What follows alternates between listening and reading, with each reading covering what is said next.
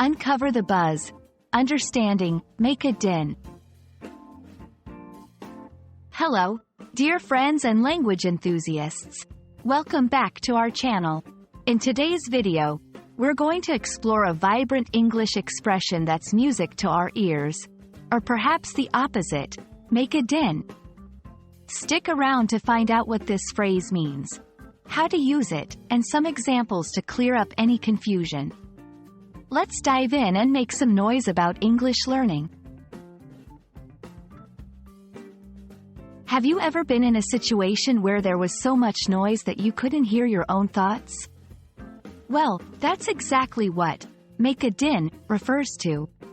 The phrase, make a din, means to create a loud, unpleasant noise that is often very chaotic. It's not just the volume of the noise, but also the lack of harmony in it that is emphasized in this phrase. Understanding the origin of phrases can often help us remember them better.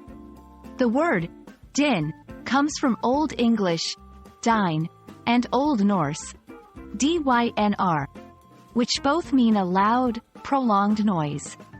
It's been used in English language for centuries to describe the kind of uproarious racket you can't ignore. Over time, make a din has become a colorful way to describe any situation where the noise level hits the roof. Using make a din is fairly straightforward. It's a versatile phrase that can be used in informal contexts, whether you're describing children playing loudly, a noisy engine, or even a loud party next door. For instance, the kids are making a din upstairs with their new drum set. Please stop making such a din. I'm trying to study. Remember, it's usually used to complain about noise or to describe a scene with chaotic sounds. Let's put our phrase into action with some examples. 1. The protesters outside were making a din to be heard by the city officials. 2. Every morning, the construction work outside my window makes a din. These sentences show real-life situations where you can use the phrase to describe the noise happening around you. Thank you for watching today's episode on Make a Din. We hope this explainer has shed light on this noisy phrase and added a new expression to your English vocabulary arsenal.